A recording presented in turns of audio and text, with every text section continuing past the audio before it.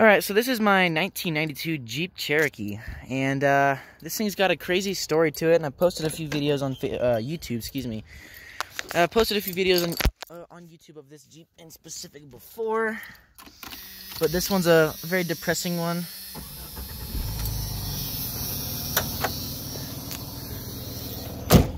So, nothing sounds bad from up here, but this engine's got a knock to it now.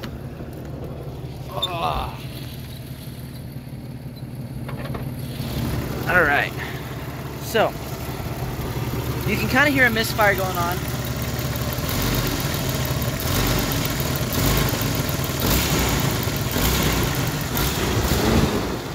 And I think the injectors are a little bit clogged as well, because when you first start it up, as you can hear, it's got a bit of a delay to it.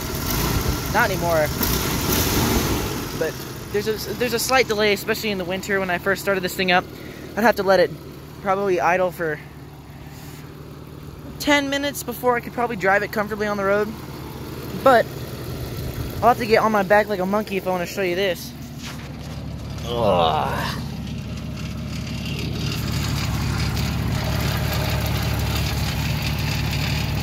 All kinds of gross shit in here. But that right there, right about there, you can feel something smacking the bottom of the oil pan. Ugh. And when that exhaust isn't rattling like a bat out of hell, then you can hear a little bit better. Because from afar, it doesn't catch anyone's eye. But when you really get into it and you start driving this thing around, you can really hear that there's something wrong with this engine.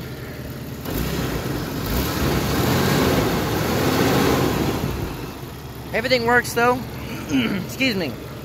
This is all original engine and transmission, high output. This thing was an Arkansas Jeep for most of its life, and then the previous owner, she drove it, broke it, parked it in New Mexico. What she broke was transfer case, drive shaft, and rear axle. So, in this Jeep now, I don't think you'll be able to tell by anyway. Here, I can probably do it from the back. But I got a Dana 44 posi track back here, and the transfer case. It's a excuse me, limited slip. So this thing's pretty fucking badass, just for off-road capabilities. You know, it's a good start. It's got about a 2.5-inch lift all the way around, so it looks kind of nice. It's got all-terrain tires, nothing special. But when you tell it where to go, it'll go there. And so, tomorrow, hopefully, I'm gonna get a new parts Jeep that has an engine that's already pulled out, has 85-ish thousand miles on it, and a rebuilt transmission that was original to that Jeep, excuse me, that has about 7,000 miles. The story is the guy was driving it, and the engine blew. Transmission was kind of meh before, but he rebuilt that instead of rebuilding the engine. Eventually the engine just shat itself, so he bought a new one from his buddy who had a Jeep Cherokee that got rear-ended and that had about 85,000 miles. So this new engine and new transmission, they're not numbers matching, which it sounds sad at first, but after me replacing the transfer case, replacing the rear axle, I don't even give a shit anymore. I want this thing to run good. I want it to be effective. I mean, it falls on its face a lot in the highway. See, now there's nothing wrong to it. But when you get underneath there, you can really hear the knocking.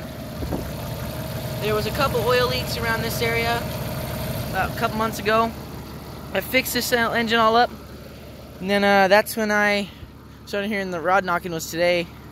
Got to school and yeah, something was clicking on my feet. And I was like, it doesn't sound right. So I had my buddies come and put it in gear and hold their foot on the brake, crawled underneath it, and I got a quick video of it running like shit. I'll post that one separately after this video because I don't really have any editing software, so what you see is what you get. Very basic, but basically this whole series is going to be a whole rebuild of this Jeep. I'm going to have a new clip coming in. It's from another used Jeep. It's my dad's old green one. The only problem is it's got a little crack right here. So we might see some fiberglass rebuilding, whatever the fuck it's called right there. I got a new grill for it. We're trying to stick with the chrome. My idea is to get a new front bumper too. Try to keep that one looking chrome. But when I'm rebuilding this, I'm going to take this all off, and it's basically going to be sat somewhere so I can remember it forever. It'd be kind of cool to put it on a wall. But I'm going to get a brand new engine, like I said. And I'm hesitant on the transmission because this one works so well. But if I'm pulling everything out and putting everything new back in it, might as well just get it all done now. So it doesn't end up where I got a new engine and a shitty transmission, and then it's just more work.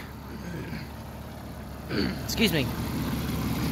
I might consider cutting these wires, stripping them, and reconnecting them to a new plug, because this one works, but as you can see, the plastic's pretty fucking broke, and it's really corroded. So if I can get a new one of those, there we go. If I get a new one of those, that'd help out pretty good too, you know, so I don't have to worry about bad connections and shit. While this is all taken apart, I'm gonna look for a battery holder, because right now this thing's just, I mean, it doesn't bounce around anywhere. It's a really fucking heavy battery, but might as well see if we have one of those brackets to hold it down. But with this new engine, I'm also probably going to put a new power steering pump, because it's hard to tell. I mean, you can kind of see pretty okay the grime built up. I mean, that's pretty fucking gross. And some of the residue even came onto here. It's blowing out so goddamn hard. So I'll get a new pump, I might clean this one up and then just get all new fucking, what do you call it, connections, those things, like O-rings, whatever. This works fine, and I might, just maybe, might purchase a new AC kit. So a new compressor or condenser, new lines. I'm pretty sure that's a part of the AC right there, but I'm not too positive on that shit. I've always been my dad's always had old vehicles, so I'm not used to AC. I never worked on them. I just know the basics on engines. One quick fact was, this right here is an actuator that this vacuum line goes to, but the actuator is actually flipped, so when I put the hoses back on, I gotta remember that the top one goes to the bottom, and the bottom one goes to the top, so that I can put that vacuum line back on it, and we'll be all good, so I don't have to be all ghetto with duct tape and shit. But check out that shock radius, or that play in the shock. I mean, I got like 4 inches and like 24 inches of shock. So those shocks are actually meant for like an 8-inch lift, but they're put on my super budget, cheap 2-inch lift. But they work for what I do, which is just drive around town right now.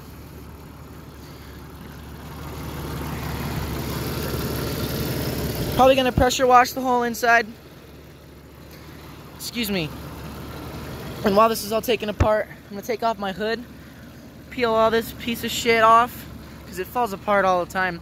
And I think I might do some little hood louvers where there's like a 6-inch, 8-inch, and then a 12-inch, so it looks like a cool, like a fin out design on here. Just on the two, one right there and one right there. Just kind of on those little rectangles, I guess, on the hood. So it helps keep things cool, doesn't overheat, all those issues that I don't have them, but might as well help the performance. And since I'm getting a new engine, I might get a K&N fucking air filter shit going on here. Help with like 7 horsepower or something like that. But just get some fresh air to this new engine, treat it right, so it doesn't end up like this one. This one's got about 180,000 miles on it. It was driven mostly highway, but the last 2 years, the owner just kind of didn't give a shit. That's why it got broke, because they just saw it as just a company car. And yeah, now I'm gonna take real good care of it. Hopefully, hopefully those videos will be coming soon. Like I said, the Jeep parts 1 will probably be up tomorrow. I'm gonna try to post this video tonight. I'm going somewhere with my stepbrother. There's probably that light down there coming down. But yeah, I'm going somewhere tonight. I'll try posting it while I'm on the road, but you never know with slackers like me. So I'll keep you guys updated. If you like this video, go ahead and leave a like or comment, whatever you want to see happen. There's not really much I can do. I've been really deciding a couple things. This is a nice matte black I got here, and I tried to follow it down on this body line. And when this thing's washed, it looks really nice compared to that. So One thing I'm debating is, do I paint it from this body line down and just kind of keep that really cool design? Of course I'll have to get rid of all that, it's like adhesive, it's fucked up. Or do I paint it from this body line down like my dad's old XJ, which, fuck man, I don't even know how to show that. I'll figure something out, but it's really cool. So I just need some input on that. What do you guys think for the paint? Do I go from the top body line or the bottom one? And do I get new fender flares or just sand and rebuild the ones I have on right now? Because this one took me about an hour, and it's not perfect. As you can see, the paint's fucking coming off and the corrosion, oxidation of the fender showing back up. Because when you get real close and into detail with this one, I mean, super oxidized plastic. You scratch your nail on it and there's white shit on the nail because it sat in a field for 9 years. So I mean, what do you expect? I got a new front and rear bumper coming in with those end caps being matte, or the factory plastic black. So I might just buy the new plastic fender flares, chrome grille, all that stuff. But yeah, that's just about everything about this Jeep. I'll just show you the interior real fast because it's pretty damn nice. Got my my radio set up. It's kind of trashy right now in the back. I got a bunch of junk, but for the most part, I mean, I take really good care of this Jeep. It's just the engine decided it didn't want to live anymore. So that's all. If you like the video, just let me know. Yeah, I'm gonna continue this series whether I got fans or not, because yeah, I gotta get this done.